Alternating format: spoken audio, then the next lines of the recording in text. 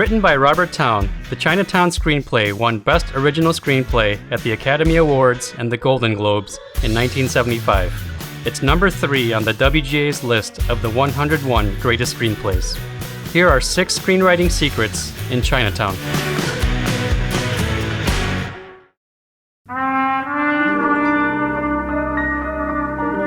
What's one of the most common notes we get in the world of screenwriting? Make the hero more likable. However, creating a likable hero doesn't necessarily mean making them nice. For example, let's take a look at the main character in the Chinatown screenplay, J.J. Gittes. They wrote you a letter, but then you'd have to be able to read. Relax, Mulvihill. Hello, Claude. Where'd you get the midget? Row 23, section C. Weasel. Mulray's dead. You don't know what you're talking about, you dumb okie. Your wife got excited. She crossed her legs a little too quick. You understand what I mean, pal? Not necessarily the nicest guy, but there are 3 reasons why Gittes is still a likable hero. First, in spite of the unpleasant nature of his business, he's not a greedy man. I don't want your last dime. What kind of a guy do you think I am? Thank you, Mr. Gittes. Call me Jake. How much would you like? I'll stop it. The money's fine. It's generous. Not only that, but I wouldn't extort a nickel from my worst enemy, Escobar. That's where I draw the line. How would you like to pay me off by taking a couple of passengers to Ensenada? Maybe even 100. Plus what I owe? I'll throw that in, too. Second, he's clever. In screenwriting, clever heroes will always win over the audience.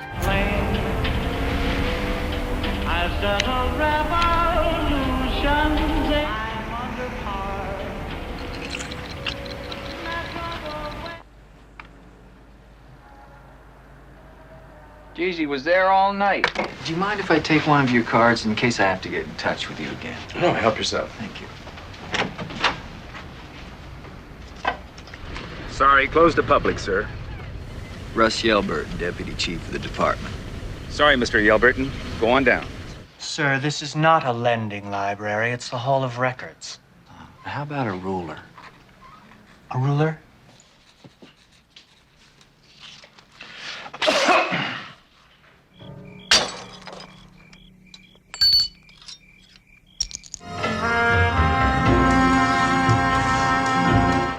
Get the little lady. Luke, can I ask you a favor? I'd like to bring her out myself. Well, is there some surprise, Mr. Gittes? Call me Jake. How you doing, Curly? Can you give me a ride somewhere? Sure, as soon as we eat. Not right now, Curly. It can't wait. What's this all about?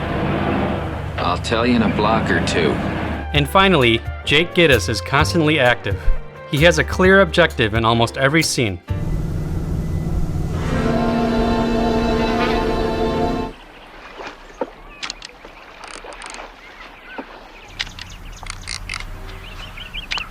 He was expecting you? 15 minutes ago. Why don't I just go in and wait?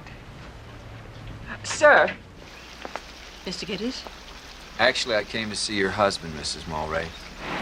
Hollis Mulray. You seen him? What are you doing here? Nothing, Morty. It's my lunch hour. Thought I'd drop by and see who dropped dead lately. What did you talk about? Do you mind my asking? The water. What about the water? Just I wonder if you could tell me where the plat books for the Northwest Valley are. I wonder, is it too late for us to have a look around? No, allow me to show you. Would you mind if we took a stroll on our own?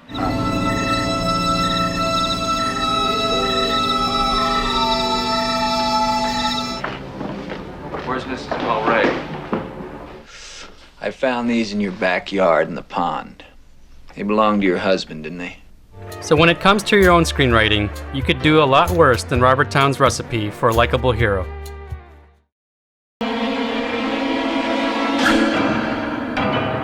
When dealing with a topic that isn't common knowledge, it's important to establish the story world for the audience. The Chinatown screenplay deals with the water supply for Los Angeles. Let's see how they present the details to establish the story world for us. Now remember, we live next door to the ocean, but we also live on the edge of a desert. Now the Alto Vallejo can save us from this. In case you've forgotten, gentlemen, over 500 lives were lost when the Vanderlip Dam gave way. I won't build it, it's that simple. I'm not going to make the same mistake twice. Thank you, gentlemen. You steal the water from the valley, ruin the grazing. Who's paying you to do that, Mr. Mulray?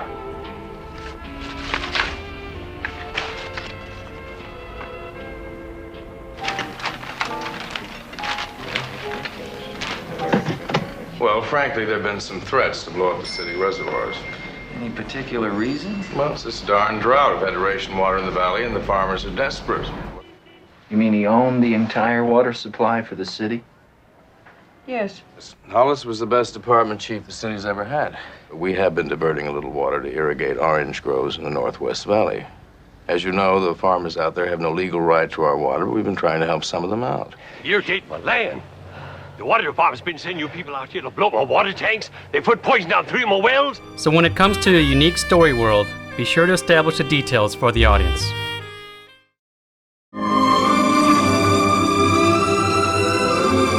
Want better dialogue in your screenwriting? Do what Robert Towne does in the Chinatown screenplay. He cleverly buries a large amount of exposition and conflict. Notice how we are more focused on the outcome than the exposition that's actually said. When Mulvihill here was sheriff of Ventura County, the rum runners landed hundreds of tons of booze on the beach and never lost a drop. Tell me, you still putting Chinamen in jail for spitting in the laundry? You're a little behind the times, Jake. They were partners? Yes. Yes, they were partners. Well, that means that most of the valley's sold in the last few months. That's what it says. The water department's been sending you people out here to blow up my water tanks. They put poison down 3 of my wells. I call that a funny way to irrigate. You won't go to the police if I tell you. I will if you don't. She's my sister. Lou, let's swear out a warrant for her arrest. What the hell are we waiting for? He just made lieutenant. Wants to hang on to his little gold bar. I said I want the truth! She's my sister and my daughter! Bury your exposition and conflict by having characters attack and defend themselves with it. In other words, use exposition as ammunition and it'll become invisible to the audience.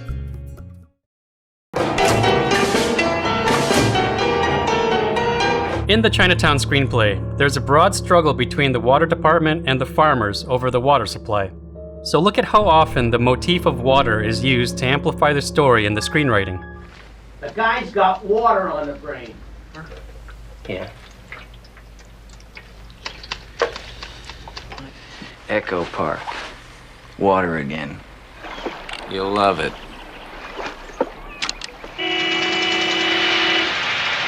Look at that, Bar. Yeah, the heat's mighty. What are you doing here? Shut my water off. What's it to you? Next time you lose the whole thing. Cut it off and feed it to my goldfish.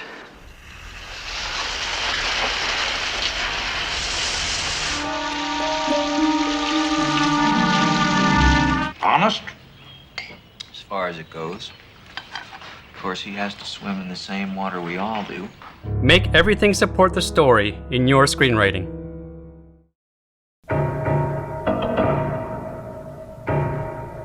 In the Chinatown screenplay, every time Jake Gittes pursues an objective, he's met with a corresponding degree of opposition. The more he accomplishes, the higher the stakes are raised. This is excellent screenwriting.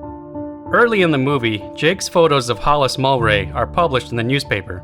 Here are the consequences. You got a hell of a way to make a living. Oh? And what do you do to make ends meet? I see you like publicity, Mr. Gittes. Well, you're going to get it. Yeah, there's no point in getting tough with me. I don't get tough with anyone, Mr. Gittes. My lawyer does. As Jake Gittes gets deeper in the investigation, notice how the stakes get higher.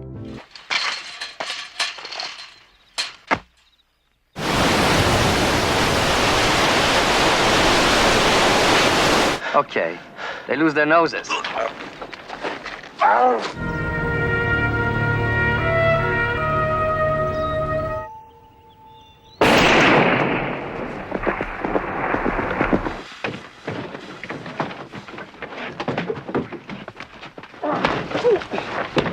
I wonder, is it too late for us to have a look around? No, allow me to show you. Would you mind if we took a stroll on our own? Would you come with me, please? Someone wants to talk with you.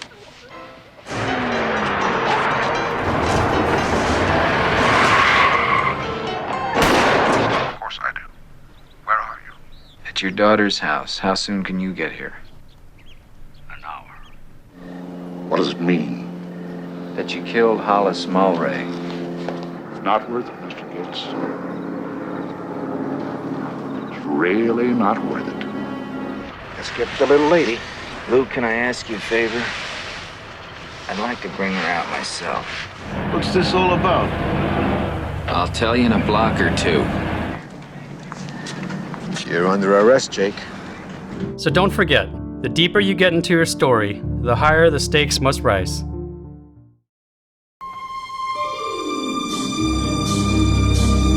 The Chinatown screenplay engages the audience by making us a part of the storytelling process.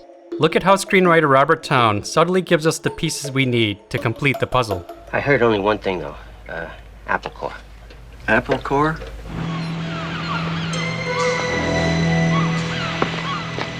Where did you get this piece of material? At the Albacore Club. Albacore? No, the Albacore. Bad for glass. Who the hell do you think you're dealing with? A bunch of assholes? Mulray had salt water in his lungs. Bad for glass. Salt water, very bad for glass.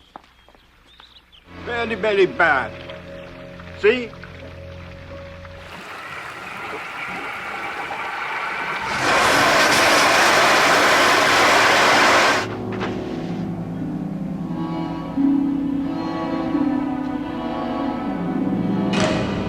Lately, he's been over to one of the downtown storm drains.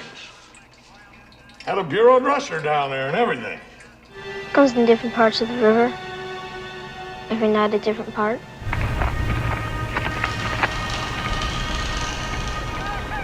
Just look in the obituary column of today's LA Post Record. The obituary column. You'll find one of those people. Emmett Dill, 12,000, Clarence Spear, 5,000, and Jasper Lamar Crabb, 25,000 acres. It's why you attract a client like my daughter.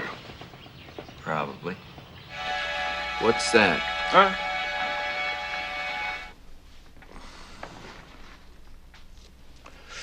I found these in your backyard in the pond. Those didn't belong to Hollis. How do you know? He didn't wear bifocals. I guess I can manage.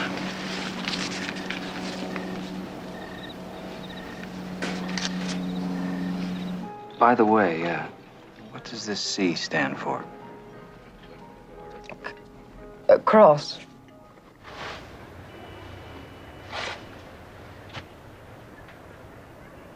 Well, they got into a terrific argument outside the Pig and Whistle. What was the argument about? My daughter.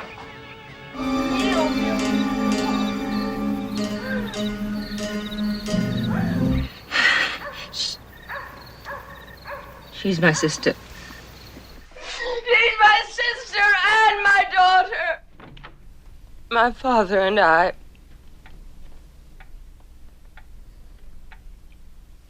Understand? Never underestimate the intelligence of the audience and their desire to be challenged. Engage the audience and invite them in to the process of telling the story. So what other films would you like to see me cover for screenwriting? Let me know in the comments below. A sincere thank you to my wonderful patrons for supporting me on Patreon. Also, be sure to subscribe and tap the bell to be notified of upcoming videos. More great content is on the way. Thank you so much for watching.